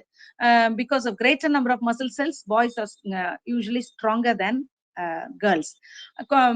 தோ பாய்ஸ் வந்து கொஞ்சம் ஷார்ட்டரா தெரிஞ்சாலும் ஸ்ட்ராங்கர் தென் கேர்ள்ஸா இருப்பாங்க. அதுக்கப்புறம் வந்து மெயினா வந்து சைல்டோட மிடில் அண்ட் லேட் சைல்ட்ஹுட்ல தான் பிசிக்கல் சேஞ்சஸ் நிறைய அவங்களுக்குள்ளார வர ஆரம்பிக்குது. அவங்களுடைய அந்த நல்ல smoother and higher coordination level எல்லாம் இங்கதான் இன்க்ரீஸ் ஆகுது. அதுக்கப்புறம் அவங்களுடைய பாடி மேல அவங்களுக்கு கிரேட்டர் கண்ட்ரோல் இருக்குது. They can sit for hours for longer periods of time. ஆனால் elementary children, elementary school children அவங்க வந்து பிசிக்கல் மெச்சூரிட்டி இன்னும் அவங்களுக்கு இல்லை. So they need to be active. அவங்களால ரொம்ப நேரம் உட்கார முடியும், yet they need to be active. அதுக்கப்புறம் வந்து குட்டி சில்ட்ரன் வந்து சீக்கிரமா அந்த அந்த ஏஜ்ல இருக்கிற அந்த 11 வரைக்கும் ஏஜ்ல இருக்கிற சில்ட்ரன் சீக்கிரமா டயர்ட் ஆவாங்க. எப்போ உட்கார்ந்து இருக்கிறதுனால, தேன் பை ரன்னிங், ஜம்பிங் ஆர் பைசைக்கிளிங். அதனால அவங்களுடைய அவங்களுக்கு நிறைய பிசிக்கல் ஆக்டிவிட்டிஸ் அவங்களுக்கு ரொம்ப அவசியம். சில்ட்ரன் வந்து உங்க வீட்டு பக்கத்துல யாராவது இருந்தாங்கன்னா கூட அவுட்டோர் ஆக்டிவிட்டிஸ்க்கு அவங்களை புஷ் பண்ணி விடுங்க. ஏன்னா பிசிக்கல், அதாவது அவங்களுடைய டெவலப்பிங் ஸ்கில்ஸ்ல வந்து பிசிக்கல் டெவலப்மெண்ட் எல்லாம் ரிஃபைன் ஆகுறதே ஒரு ஸ்கிப்பிங் ரோப்போ, ஒரு பேட்டிங் த பாலோ, இல்ல பேலன்சிங் பீமோ இப்படி இருக்கணும் அப்படிங்கறது it's a must. So we have to push them around instead of sitting in a TV program or a video game. அப்புறம் இங்க வந்து இந்த சைல்டுக்கு பிரெயின்ல வந்து increased myelinization, I doubt, yeah, it is myelination தான் நினைக்கிறேன். Myelinization of a central nervous system is reflected in the improvement of fine motor skills during middle and late childhood. மயலினேஷன் அதான் correct. Brain maturation அதை பாத்தீங்கன்னாக்க அத வந்து 2 முக்கியமான விஷயம் இங்க நடக்குது. அது பெரிய ஸ்பர்ட். அது என்னன்னாக்க, ஒண்ணு அந்த இன்க்ரீஸ்ட் மயலினேஷன்னால அவங்களுடைய பிரெயின்ல நிறைய associated increases in sensory, motor and intellectual functions இருக்கும். அதுதான் வந்து ஒண்ணு இம்ப்ரூவ்டு மோட்டார் ஸ்கில்ஸ், அவங்களுடைய எல்லா கோஆர்டினேஷனும் நல்லா இருக்கும், பெட்டரா இருக்கும், கண்ட்ரோல் நல்லா இருக்கும், இன்டராக்ஷன்ஸ் வித் என்வாயன்மெண்ட்டும் பெஸ்டா இருக்கும். ரெண்டாவது அவங்களுடைய இன்க்ரீஸ்டு ப்ராசஸிங் ஸ்பீட். இந்த மைலினேஷன் நடக்கிறதுனால அவங்களுக்கு இது அவங்களுடைய நார்மல் அந்த ப்ராசஸிங் ஸ்பீடே அதிகமா இருக்கும். மைலினேஷன் வந்து which is not, we know myelination is nothing but it's a process of coating of nerve fibers with fatty substances to speed up the nerve impulses. அதான் அந்த மைலினேஷன். அது வந்து இந்த சென்ட்ரல் நர்வஸ் சிஸ்டம்ல நிறைய இன்க்ரீஸ் ஆகுது. அதனால அவங்களுடைய மோட்டார் ஸ்கில்ஸ், கோக்னிட்டிவ் ஸ்கில்ஸ் இதெல்லாம் ரொம்ப நல்லா இம்ப்ரூவ் ஆகுது. அதனால அவங்களால 7-year-old சைல்டு வந்து ஸ்டெடியா இருக்குமா, 8 to 10 yearsல இன்னும் ஈஸ் இருக்குமா, நல்ல ஸ்கில்ஸ் டெவலப் பண்ணுவாங்களா, மேனிபுலேட்டிவ் ஸ்கில்ஸ். இதெல்லாம் எதனால அப்படின்னாக்க அந்த கார்பஸ் கொலோசம் growth. அதனால தான் அவங்களுக்கு அந்த 2 ஹெமிஸ்பியர்ஸ் நடுவுலையும் வந்து ஒரு நல்ல ஒரு thickening stage of corpus callosum growth அப்படிங்கிறாங்க. அது ஒண்ணு எக்ஸ்ட்ராவா ஒரு ஆடட் இன்ஃபர்மேஷன் நினைக்கிறேன். அடுத்தது வந்து கீழே அதுக்கு வேற என்ன சொல்லணும்னாக்க பியாஜிஷியன் அப்ரோச். அவர் என்ன சொல்றாருனாக்க இது அவரு சொல்றதுல வந்து 3வது ஆபரேஷனல் சைல்ட்ஹுட், அந்த நம்ம டாப்ல பார்த்தோம் கான்கிரீட் ஆபரேஷனல் சைல்டு அப்படிங்கிற ஒரு லெவலுக்கு அவர் 3வது ஸ்டேஜுக்கு கூட்டிட்டு வர்றாரு இந்த குழந்தைங்களோட வளர்ச்சிய. அங்க வந்து அவர் சொல்ற முக்கியமான 2-3 விஷயங்கள் இருக்குது. இவங்களால ஹை லெவல் டாஸ்க்ஸ் நிறைய ஹேண்டில் பண்ண முடியும். வந்து அந்த அதனாலதான் அந்த காசாலிட்டி, கேட்டகரைசேஷன், கன்சர்வேஷன் அப்படின்லாம் நிறைய விஷயங்களை இதுல புதுசா சில வார்த்தைகள் எல்லாம் சொல்றாரு. ஒவ்வொரு ஸ்டேஜ்லயும் நீங்க பியாஜிஷியன் அப்ரோச்ல ஒரு டேர்ம் சொல்லியிருப்பாரு. அந்த டேர்ம்ஸ கொஞ்சம் பாத்துக்காங்க. ஏற்கனவே நம்ம வந்து ஒவ்வொரு இதுலயும் ஒண்ணுல வந்து அந்த செல்ஃப் கான்செப்சுவலைசேஷன் அல்லது முதல்ல எடுத்தோன்னு அந்த ஈகோ சென்ட்ரிசம்னு சொன்னது, அப்புறம் மேல அடுத்தது வந்து போன இதுல வந்து அந்த தியரி ஆஃப் டெவலப்மெண்ட்னு சொன்னது. அது மாதிரி ஒரு ஸ்டேஜ்லயும் இங்க வந்து அவர் காசாலிட்டி, அதாவது ஒரு காஸ் அதனுடைய எஃபெக்ட், அதை வந்து அண்டர்ஸ்டாண்ட் பண்ணிக்கிறதுக்கு குழந்தைக்கு தெரியுது. They can mentally manipulate objects in space. ஒரு கிளியரர் ஐடியா அவங்களுக்கு அந்த காசாலிட்டியில கிடைக்குது. எப்படின்னாக்க வை திங்ஸ் ஹேப்பன், இது செஞ்சா இது நடக்கும், அந்த இது ரிசல்ட் ஆகும் அப்படிங்கிறத புரிஞ்சுக்க ஆரம்பிக்கிறாங்க. அதுதான் அந்த ஸ்பேஸ் அண்ட் காசாலிட்டி. அதுல வந்து வந்து அதனால அவங்களுக்கு என்ன அட்வான்டேஜ் அப்படின்னாக்க ஒரு அந்த கோக்னிட்டிவ் இம்ப்ரூவ்மெண்ட்ல பாத்தீங்கன்னாக்க தே கேன் அண்டர்ஸ்டாண்ட் ஹவு இந்த ஸ்பேஸ் அண்ட் காசாலிட்டி ரெண்டும் கொண்டு வந்துட்டாங்க பாத்தீங்கன்னா. அந்த ஸ்பேஷியல் ரிலேஷன்ஷிப்லாம் அவங்களுக்கு புரிய ஆரம்பிக்குது.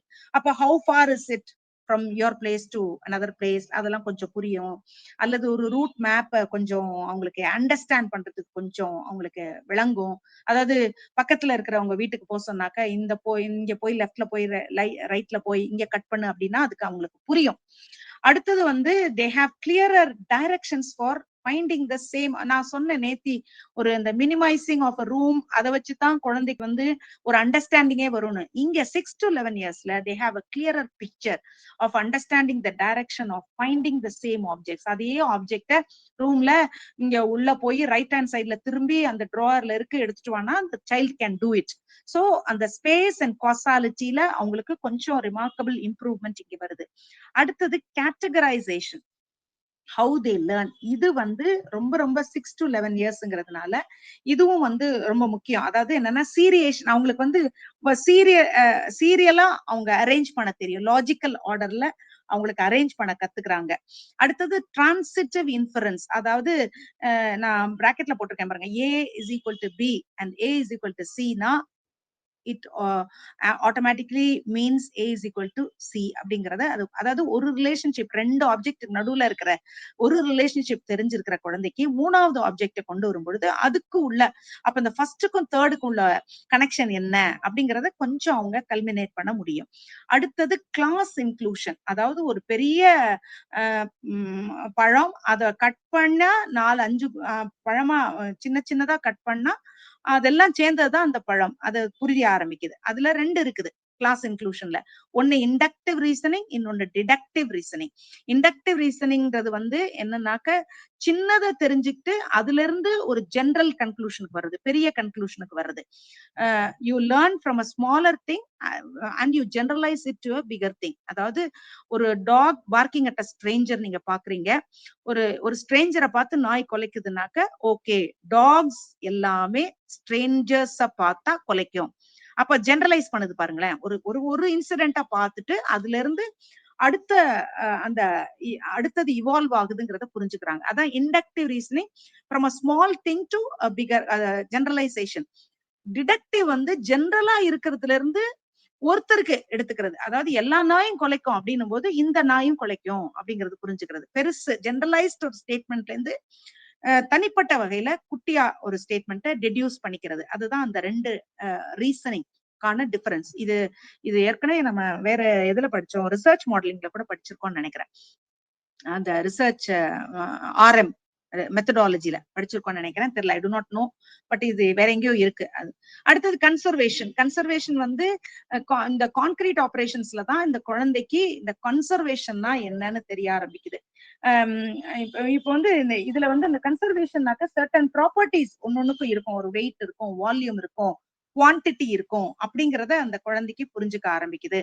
அதுக்கு வந்து இந்த இன்னொரு விஷயத்தையும் நம்ம இந்த இடத்துல லேர்ன் பண்ணணும். பியாஜே சொல்ற இன்னொரு நியூ டேர்ம் கால்ட் ஹாரிசான்டல் டெக்கலேஜ். அது என்னன்னா ஒரு கான்செப்ட், ஒரு விதமான கோக்னிட்டிவ் ஆபரேஷனை யூஸ் பண்ணி நீங்க ஒரு ஆன்சரை கண்டுபிடிக்கிறீங்க. ஆனா இதே கோக்னிட்டிவ் ஆபரேஷனை யூஸ் பண்ணி இன்னொரு கான்செப்டுக்கு புரிஞ்சுக்கிறதுக்கு குழந்தை ஸ்ட்ரகிள் பண்ணும். அதுக்கு புரியாது. அதாவது அத வந்து அவங்க கீழே வந்து ஒரு பிக்சர்லயே அவங்க எக்ஸ்பிளைன் பண்ணிருக்காங்க. நெக்ஸ்ட் ஸ்லைட்ல அது இருக்குது. என்னன்னாக்க அந்த கன்சர்வேஷன்ற ஒரு டேர்ம குழந்தை புரிஞ்சுக்க எவ்வளவு கஷ்டப்படும் அந்த ஏஜ்ல அப்படிங்கிறது. அதனாலதான் குழந்தைக்கு வந்து அல்ஜிப்ரா இதெல்லாம் வந்து ஒரு 10-11 இயர்ஸ்க்கு அப்புறம் தான் அதை இன்ட்ரோடியூஸ் பண்றாங்க. காரணம் என்னன்னா இந்த பிக்சரை பாத்தீங்கன்னாக்கா யூ கேன் அண்டர்ஸ்டாண்ட். முதல்ல வந்து ஒரு 6 நம்பர் வந்து பிளாக் டாட்ஸ் இருக்கு, விதவிதமா அதுல கொடுத்து கன்சர்வேஷன்ல 6 டாட்ஸ் இருக்குது. அது வந்து லைன்ல இருக்குது. அடுத்ததுல பாருங்க ஸ்கேட்டர்டா இருக்குது. மேல இருக்கிற 6 டாட்ஸ், கீழே இருக்கிறது ரொம்ப நெருக்கமா இருக்குது. இது ரெண்டும் சேம் தான் அப்படிங்கறது அந்த குழந்தைக்கு, ஒரு சில குழந்தை, அதாவது நாட் ஆல் சில்ட்ரன், ஒரு கான்செப்ட்ல எங்கேயோ ஒரு இடத்துல குழந்தை ஸ்ட்ரகிள் பண்ணும், இந்த கன்சர்வேஷன்ல ஸ்ட்ரகிள் பண்ணும். இப்போ எக்ஸாம்பிள் இந்த நம்பர் சொன்னேன், அல்லது லென்த்ல வந்து 2 ராட்ஸ் 2 பக்கத்துல இருக்கும்போது ஒரே சைஸா இருக்கு. அதே ராட்ஸை இப்படி தள்ளி வைக்கும் பொழுது இது ரெண்டும் சேம் சைஸ் தான் சொன்னா அதால கன்சீவ் பண்ணிக்கிறது கொஞ்சம் கஷ்டம், அதை புரிஞ்சுக்கிறது கொஞ்சம் கஷ்டம். சில சமயத்துல சில குழந்தைகளுக்கு லிக்விட் ஒரே அளவுல 2 பாத்திரத்துல வச்சிருக்கிறாங்க. இப்போ அதே அமௌண்ட் ஆஃப் வாட்டரை இன்னொரு ப்ராடர் இதுல போடும் பொழுது அந்த அது வந்து சேம் அமௌண்ட் தான் அப்படிங்கிறது புரியறது கொஞ்சம் ஒரு வேலை ஸ்ட்ரகிள் பண்ணலாம். அல்லது மாஸ் எடுத்துக்கிட்டீங்கன்னாக்க 2 ஆப்ஜெக்ட்ஸ் உடைய மாஸ், அதாவது 2 உருண்டையா இருக்கு. இந்த பக்கத்துல ரைட் ஹேண்ட் சைட்ல ஒன்னு உருண்டை இன்னொன்னு ஓவல் ஷேப்ல இருக்குது. ரெண்டும் ஆனா ஈக்குவல் சைஸ், ஈக்குவலா உள்ளர அதனுடைய மாஸ் அதனுடைய வெயிட் கரெக்ட் தான், இது ஒரே அளவு தான் இழுத்து வச்சிருக்கோம் அப்படின்னா அது கொஞ்சம் புரிஞ்சுக்கிறது கஷ்டப்படும். அல்லது ஏரியா பாத்தீங்கன்னாக்க ஒரு 2 கவுஸ் காட்டியிருக்காங்க. அது வந்து அந்த ஃபென்ஸ் அந்த ஒரு இதுல வந்து மெடோல அது மேய்ஞ்சிட்டு இருக்கு. ஓரத்துல 6 இதுல வந்து அது அந்த அந்த ஏரியா அதால சாப்பிட முடியாது, அங்க இருக்க புல்லு சாப்பிட முடியாது. அந்த ஏரியாலாம் வந்து வீடு கட்டிருக்குன்னு வச்சுக்கோங்களேன். இப்போ இது வந்து ரைட் ஹேண்ட் சைட்ல அது ஸ்கேட்டர்டா இருக்குது பாருங்க. ஆனாலும் அது 6ம் ஈக்குவல் சைசஸ்ல தான். அப்ப அதுக்கு அந்த மெடோல ஒரே அளவு தான் அதுக்கு புல்ல சாப்பிட முடியும் அப்படிங்கறது அதுக்கு தெரியும். இவங்களுக்கு சில்ட்ரனால கன்சீவ் பண்ணிக்க முடியாது, ஸ்கேட்டர் தானே பண்ணி வச்சிருக்கோம், அப்ப அதே ஸ்பேஸ் தானே அப்படின்னா அவங்களால கன்சீவ் பண்ணிக்க முடியாது. அடுத்தது வெயிட், அதே மாதிரிதான். வெயிட் பார்க்கும்போது அந்த இந்த மாதிரி பிளாட்ஸ் இதோடைய வெயிட்டும் இந்த ரவுண்டா இருக்கிறதுக்கும் வெயிட் ஒண்ணுதான் அப்படின்றது புரிஞ்சுக்கிறது கொஞ்சம் கஷ்டம். அதாவது இதுல எது வேணா பிள்ளைங்க ஸ்ட்ரகிள் ஆகலாம். வால்யூம் பாத்தீங்கன்னா ஒரு தண்ணிக்குள்ளார ஒரு பால் போட்டு வச்சிருக்காங்க, 2 பால்ஸ் இருக்கு. இன்னொன்னுல வந்து இப்ப தண்ணியில இருந்து ஒரு பாலை வெளியே எடுத்துட்டதுனால தண்ணி கொஞ்சம் குறைஞ்சிருச்சு பாருங்க. ஆனாலும் உள்ள இருக்க 2லயும் இருக்கிற தண்ணி ஒரே அளவுதான், உள்ள பால் இருக்கிறதுனால அது கொஞ்சம் ரைஸ் ஆயிருக்கு. இப்படிங்கிற கன்சர்வேஷன்ஸ் எல்லாம் குழந்தை கத்துக்கிறதுக்கு கொஞ்சம் ஸ்ட்ரகிள் ஆகும். அது வந்து இந்த ஏஜ்ல அவங்களுடைய அந்த கொக்னிட்டிவ் கெப்பாசிட்டி அவ்வளவுதான் கம்மியா இருக்கிறதுனாலதான். அடுத்தது நெக்ஸ்ட் ஸ்லைட்ல மாரல் ரீசனிங். இது வந்து அவங்களுடைய அடுத்த ஸ்டேஜ் ஆஃப் இதுல அவங்களுடைய மாரல் ரீசனிங், இதுவும் ஒரு பியாஜே வந்து ஒரு முக்கியமான அவங்களுடைய டெவலப்மெண்ட்ஸ் சொல்ற ஒரு காரியம். அவங்களுடைய அந்த ப்ரீ மாரல் ஸ்டேஜ், அடுத்தது அவங்களுடைய அந்த இம்பர்சனல் மொராலிட்டி, அதாவது இந்த இது வந்து இந்த கான்கிரீட் ஆபரேஷனல் ஸ்டேஜ்ல வர்றது, அடுத்தது அவங்களுடைய ஆட்டோனமஸ் மொராலிட்டி வர்றது. இது என்னன்னா இந்த ப்ரீ மாரல் ஸ்டேஜ்ங்கிறத இங்க இல்ல. நான் வந்து அத இங்க நான் மார்க் பண்ணல. ஏன்னா அது வந்து ரொம்ப குட்டி சைல்டுல அது வளரும் பொழுதே முதல்ல அது வளரும் பொழுதே அது வர்றதுதான் அந்த ப்ரீ மாரல் ஸ்டேஜ்ங்கிறது. அது என்னன்னாக்க நம்ம முதல்ல சொல்லிக்கோ அது ஏ மாரல் ஸ்டேஜ்னு கூட அது சொல்லுவாங்க. அதுல வந்து மாரல் இல்ல, அந்த குழந்தைக்கு அது தெரியாது. அது அந்த அந்த ஸ்டேஜ்ல வந்து அவங்களுக்கு மாரல் ரூல்ஸ் இருக்கு அப்படிங்கிறது தெரியாது, அல்லது அந்த ரூல்ஸை ஃபாலோ பண்ணணும் அப்படின்னா அதை பிரின்சிபலா அதை ஃபாலோ பண்ண தெரியாம இருக்கிற ஸ்டேஜ். அது வந்து குட்டி டாட்லரா இருக்கிறது. அடுத்து இந்த ஹெட்டிரோனோமஸ் மொராலிட்டி அல்லது இம்பர்சனல் மொராலிட்டி, இது என்னன்னாக்க இந்த சைல்டு வந்து என்னன்னா என்ன செய்யணும், அந்த கான்சிக்வன்சஸ தான் பார்க்கும், இன்டென்ஷன்ஸ பார்க்காது. எக்ஸாம்பிளா 2 பசங்க இருக்கிறாங்க. இந்த 2 பசங்க கிட்ட கொஞ்சம் ஒரு கிளாஸ் ஜார் குடுக்குறாங்க. கிளாஸ் ஜார குடுத்து அவங்க விளையாடிட்டு இருக்க வைக்கிறாங்க. இப்போ ஒரு ஜார வந்து அந்த ஒரு குழந்தை, அந்த அலெக்ஸ்ன்ற குழந்தை வந்து அத கீழ போட்டுட்டான். கீழ போட்ட உடனே அது உடைஞ்சிருச்சு. இன்னொரு குழந்தை இவன் போட்டவன் வந்து ஆக்சிடென்ட்லி போட்டிருக்கான். இன்னொரு குழந்தை அந்த ஜார கிக் பண்ணி அத அத துவம்சம் பண்றான். ஆனா அது உடையல. இப்ப அந்த குழந்தை வந்து உடைச்சவனதான் பேடுன்னு நினைக்கும். உடைக்காம ஆனா அதே சமயத்துல அவன் போட்டு எத்தி இருப்பான், உடைச்சு அந்த கிளாஸ் வந்து தெரியாம அது என்னமோ அது அதனுடைய தலையெழுத்து, அது உடையாம இருந்திருக்குது. ஆனா அந்த உடைக்காம ஆனா அதே சமயத்துல அவன் அக்ரெசிவா அதுகிட்ட பிஹேவ் பண்ணிருக்கான் பாருங்க, அவனை குட்னு நினைச்சுக்கும். இந்த உடைச்சிட்டான் பாருங்க, அவன் ஆக்சிடென்ட்லி தான் உடைச்சிருப்பான், ஆனா அவனைத்தான் பேடுன்னு நினைக்கும்.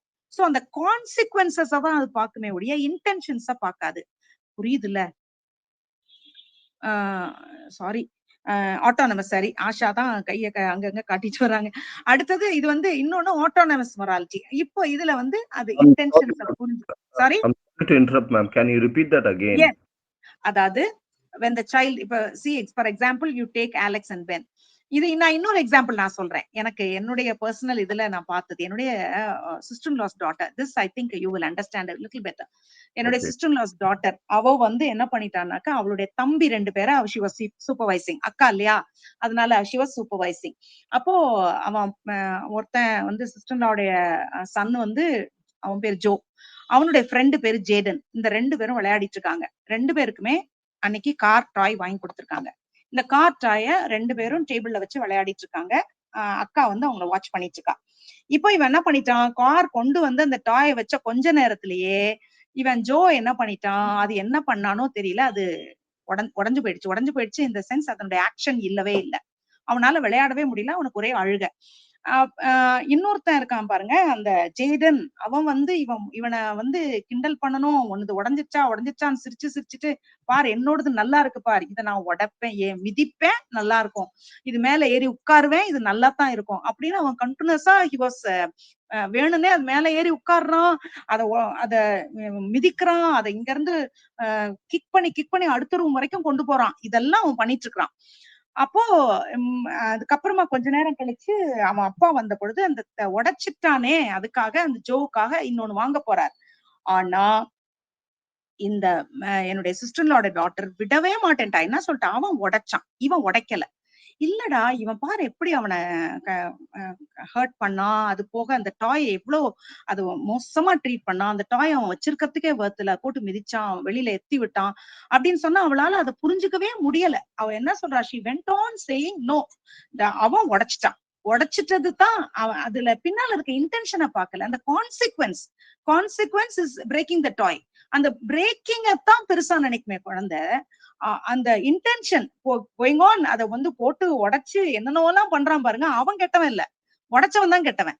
ஐ think now I am clear Daniel. இதுதான் அந்த heteronomous morality. Children do not understand. இது வந்து 7 to 10 years of ageல அந்த மாதிரி இருக்கும். Later on they start understanding, and the intentions behind it வச்சு they judge the morality of the act. அதுதான் autonomous morality. Hope I am clear. Daniel? Yes, ma'am. Now, Yeah. ma'am, so now the concept where the baby, the toddlers who broke the toy. Now, uh, I mean, without intention that it, Yeah. but even though it was calculated, purchased from the, with all the effort, and they know each of them have their single, right? They have their own toy. Yeah. Yeah. So what will happen now is that, obviously the one who broke it would want to break the one which is not broken. Or அதெல்லாம் இருக்கு, அதெல்லாம் இருக்கு. அதெல்லாம் that is always there. அதெல்லாம் yeah. அந்த கேம்ல எல்லாம் இருக்கு. பட் என்னன்னா how the child understands and perceives that the happening, அதுதான் what we are trying to learn about. Not that what you said is 100% right. They will behave that way only. He will try to snatch it away from the one who is playing. அதெல்லாம் இருக்கு. But how the child can understand the situation, அதுதான் we are talking about. Okay. But yet again, it varies from child to child. Child to child, yes, but the cognitive ability is this much only. Abilities. Yeah. Yeah. So what Piaget says is this much only they can understand. Probably a child who is mature enough or a smarter child might understand a little better. But the thing is, no, for a normal child, the heteronomous morality plays a major part when it is 7 or 10 years old. But That is the reason they cannot conceive things. but one thing I have to disagree is because it's not just for with the child. I see Yeah. it with the adults. It's Yeah. Yeah. Yeah. Yeah. totally But right. என்னன்னா இந்த ஸ்டேஜ்ல வந்து the capacity of the brain is such that they cannot understand. அதுதான். That is what he is trying to say. See, you cannot blame the child because of the brought up. See, now you are saying adults are also behaving like that. So you With, cannot say that blame the child for behaving that way. It is major, I mean, mainly because the child is not able to understand, because the child's the capacity is not able to, not enough to conceive this idea. okay. That Now, is what Piaget says. Piaget tries to explain that autonomous morality comes at a little later stage, by the child is 10, when the child is 10 or above. but even the adults are very much similar to it. To my Yes, yes, yes. scene. So that's one of the main reason I can't just accept only to the child. Like if you No, take what see, yes, yes, but men are like that. Even the older people are like that, but yeah, that is because of the behavior. Here it is because of the capacity, the inner capacity that is incapable to cope up with. The capacity is itself is that much only. See, we are having a bigger jar. We have a greater capacity to hold more things, to behave very well, but still we are not up to the mark. That is our the incapacitation of the person when he is brought up. But here the content itself is this much only for the child. okay. So should we say it's the evolution that yet again we still evolving? We believe because we use computers and high tech, we log into systems, and it's like matrix that we live in, but we barely out of jungle. We barely out of இல்ல இங்க psychology, entire psychology part of it is இதெல்லாம் இந்தந்த ஏஜ்ல develop ஆயிடும் அப்படிங்கிறது தான் they are explaining. இதுக்கு மேல ஆகலை அப்படின்னா சம் டிஸ்டார்ஷன் அல்லது something that has happened to them that has subtracted them to learning further more in that area. இதுதான் நம்ம we are going to study. இதெல்லாம் ஏன் கொடுக்குறாங்க பேசிக்கா அப்படின்னா, இந்த வயசுல இது வரும், இந்த வயசுலதான் இது வரும்னு சொல்றாங்க. அது வரலைன்னா அது வந்து நம்ம நிச்சயமா எங்க அது மாறி இருக்குன்னு பிஹேவியரல் ஸ்டடி நம்ம பண்ணணுங்கிறது தான் நம்ம சைக்காலஜி. ஓகே. புரியுதா? அதாவது go ahead, ma'am. Yeah, thank you. Thank you. Just 4 more slides and then just a few more slides. Information processing வந்து இன்ஃபர்மேஷன் ப்ராசஸிங் வந்து பியாஷே என்ன சொல்றாருன்னாக்க, ஒரு அதாவது அவங்களுடைய efficiency, mental operations, how much information a child can handle. இதுல ரொம்ப முக்கியமான விஷயம் ஒண்ணு நான் I want to explain to you. அதாவது நமக்கு எல்லாருக்குமே தெரியும், we have a child has us and all of us have ஒரு சென்சரி மெமரி, ஒரு ஷார்ட் டேர்ம் மெமரி, ஒரு லாங் டேர்ம் மெமரி. இதுல இந்த ஷார்ட் டேர்ம் மெமரிய பியாஜே ரொம்ப அழகா எக்ஸ்பிளைன் பண்றாரு. ஒர்க்கிங் மெமரின்னு சொல்றாரு. அது எப்படி டெவலப் ஆகுதுங்கிறத காட்டுறாரு. சென்சரி மெமரிங்கிறது we all know it is a very very temporary holding tank. அது அப்ப ஞாபகம் வச்சு அப்பவே மறக்கிறது. சரியா?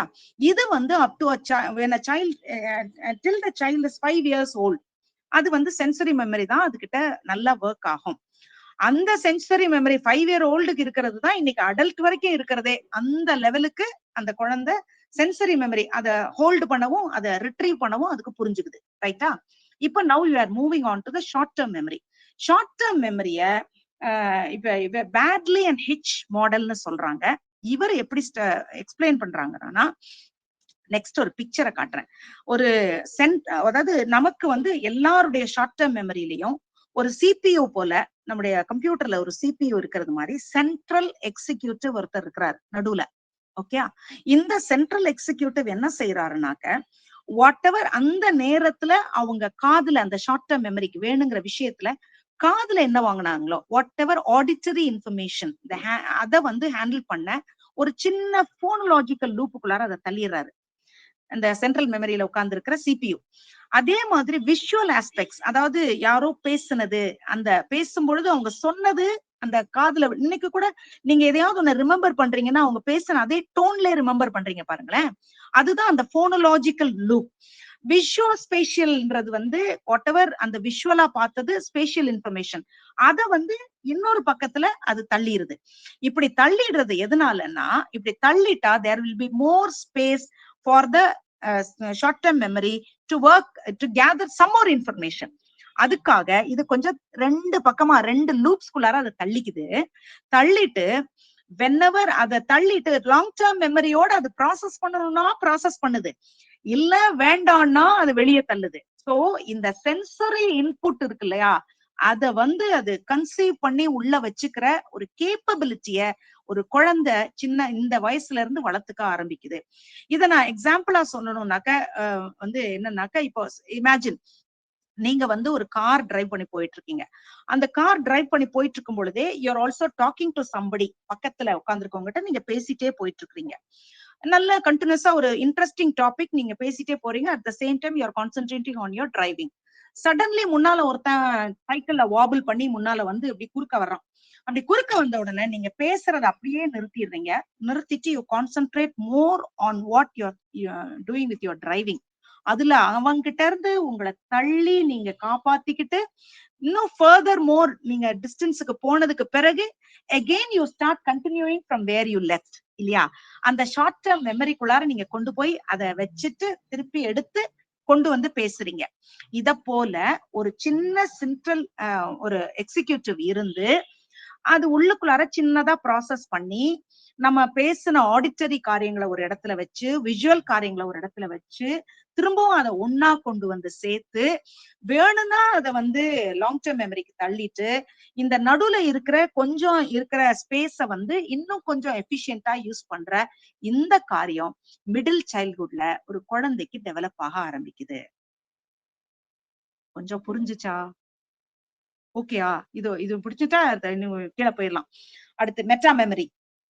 மெட்டா மெமரிங்கிறது understanding about your own memory. அதுதான் மெட்டா மெமரி. அதாவது உங்களுடைய மெமரியில ஒரு அவேர்னஸ் வர்றது, அதை மானிட்டர் பண்றது, அது யூஸ் பண்ணி இன்னும் கொஞ்சம் டெவலப் பண்ணிக்கிறது, அதுல இருந்து உங்களுக்கு செல்ஃப் ரெகுலேஷன் கொண்டு வந்துக்கிறது. அதுதான் understanding your memory and directing your memory to help you. நான் என்ன பாத்துக்கிறேன், நான் என்ன புரிஞ்சுக்கிறேன், நான் இன்னும் புரிஞ்சுக்க என்ன செய்யறேன், அதை ரீகால் பண்ண என்ன செய்யணும், அதை நாலேஜ் ஆக்குறதுக்கு என்ன செய்யணும், இந்த மாதிரி தன்னுடைய மெமரியை தானே புரிஞ்சுக்கிறது starts from 5 to 7 ages, 5 to 7, because brain's frontal lobes, they undergo a significant development and reorganization, making possible improved recall and meta memory, memory about memory, and also knowledge and the process of memory. இதெல்லாத்தையும் கொண்டு வரதுக்கு இந்த 5 to 7ல மெதுவா develop ஆகி ஒரு awareness ஆகி இப்பதான் அந்த குழந்தை லேர்ன் பண்ணிக்கிறது. என்னன்னா, சில குழந்தையால ஞாபகம் வச்சு படிக்க முடியுது. ஏன்? அது லேர்னிங் அண்ட் ரீலேர்னிங்னால அது நடக்குது. இதெல்லாம் புரிஞ்சுக்க ஆரம்பிக்குது. அப்போ அது வந்து ஒரு 3rd ஸ்டாண்டர்ட் அப்படிலாம் வரும் பொழுது, அதனால இன்னும் நான் பெட்டரா ரிமெம்பர் பண்ண என்ன பண்ணணும், ஈஸியரா ரிமெம்பர் பண்ண மற்றவங்களோட ஒரு சில குழந்தைகளுக்கு அது ஈஸியரா ரிமெம்பர் பண்ண முடியுது, சிலருக்கு முடியல. இந்த டிஃபரன்ஸும் புரியும். அதை இம்ப்ரூவ் பண்ணிக்க என்ன செய்யணும்னு அது அதுக்கான வேஸ அது சர்ச் பண்ண ஆரம்பிக்குது. அடுத்து நிமோனிக்ஸ், அதாவது ஸ்ட்ராட்டஜிஸ் ஃபார் ரிமெம்பரிங். இது வந்து ஒன்னு ரிஹர்சல், அது சொல்லி சொல்லி பார்த்து சைல்டு வந்து அதுல இம்ப்ரூவ் பண்ணிக்கிறது. இதெல்லாம் external AIDS, internal memory AIDS. அடுத்து ஆர்கனைசேஷன், சில விஷயங்கள் எல்லாம் கேட்டகரைஸ் பண்ணி இப்படி வச்சுக்கலாம், சங்கிங்னு சொல்றோம் இல்லையா, அதை வந்து ஒரு பக்கமா கொண்டு வந்து அத இதெல்லாம் அனிமல்ஸோட பேர்லாம் இப்படி ஞாபகம் வச்சுக்கலாம், இதெல்லாம் பர்னிச்சர், இதெல்லாம் இப்படி அப்படின்னு ஒரு குரூப்பா பிரிச்சு அந்த குரூப்ஸ் அப்படி எப்படி ஞாபகம் வச்சுக்க ட்ரை பண்றது. எலாபரேஷன், தானா ஒரு ஸ்டோரியா அதை பில்ட் பண்ணி ஒரு ஸ்ட்ராட்டஜி டெவலப் பண்ணி அதுல இருந்து ஒரு அசோசியேஷனை கிரியேட் பண்ணி ஞாபகம் வச்சுக்கிறது. அடுத்து இதெல்லாம் வந்து இன்டர்னல். எக்ஸ்டர்னல் மெமரி எய்ட்ஸ் என்னன்னாக்க எழுதி வச்சுக்கிறது, சட்டுன்னு உடனே மறந்துடக்கூடாதுங்கிறதுக்காக, அல்லது ஒரு லிஸ்ட் போட்டுக்கிறது, அல்லது ஒரு டைமர் வச்சுக்கிறது, அலாம் வச்சுக்கிறது, அல்லது நம்ம வாசலுக்கு போகும்போது அந்த ஷூ வைக்கிற இடத்துக்கிட்ட போய் நம்ம நாளைக்கு ஸ்கூலுக்கு எடுத்துட்டு போக வேண்டியதை எடுத்துக்கொண்டு வச்சுக்கிறோம் பாருங்களேன், அந்த மாதிரி பண்றது. இதெல்லாம் எக்ஸ்டர்னல் மெமரி எய்ட்ஸ். இதெல்லாம் நீங்க டெவலப் பண்ணி ஒரு சைல்டுக்கு வந்து மெதுவா as the child grows, it starts using these strategies to face different problems. ஒரு டாஸ்க் கொடுத்தாக்க அதை யூஸ் பண்ணி இந்த மாதிரி ஸ்ட்ராட்டஜிஸ் எல்லாம் யூஸ் பண்ணி அதை ரிமெம்பர் பண்றதுக்கு அதுவும் ட்ரை பண்ண ஆரம்பிச்சிருது. அடுத்து செலக்டிவ் அட்டென்ஷன், வேண்டாத்ததை டிஸ்கார்ட் பண்ணிட்டு வேணுங்கிறத ஞாபகம் வச்சுக்கிறதுக்கும் the child has to learn இல்லையா. அப்போ தேவையில்லாததை டிஸ்கார்ட் பண்றது, பழைய ஞாபகத்துல இதெல்லாம் வேண்டாம் அப்படின்னு அது எக்ஸ்க்ளூட் பண்றது, இதெல்லாம் லேர்ன் பண்ற ஏஜ் இந்த age. by the time the child is 11 years old, ஒரு 5th கிரேடரா வரும் பொழுது தேவையில்லாததை டிஸ்கார்ட் பண்ணவும் தேவையானதை மட்டும் ரிமெம்பர் பண்ணவும் அந்த சைல்ட் நல்லா தெரிஞ்சுக்க ஆரம்பிக்குது. this is one of the reasons why memory functioning வந்து நல்லா இம்ப்ரூவ் ஆகுது ஒரு மிடில் சைல்ட்ஹுட்லன்னு முடிக்கிறாங்க. Thank you friends.